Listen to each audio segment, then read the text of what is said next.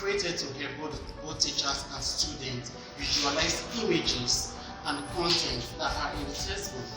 When these images are being scanned, the images comes to life.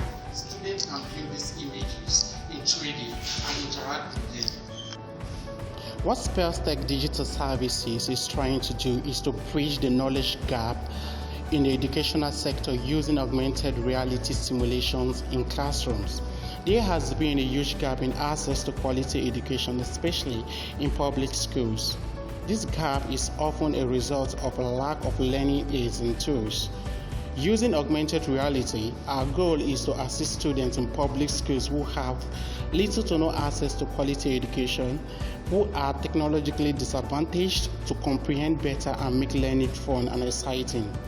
ARClass assists classroom teachers to explain a subject through a visual representation of the material. How does it work? An image is being placed, and when scanned with the ARClass application, the image scanned comes to life. Your heart is a pump. It's a muscular organ about the size of your fist and is located slightly left of center in your chest. Your heart is divided into the right and left side. The division protects oxygen-rich blood from mixing with oxygen-poor blood. Together,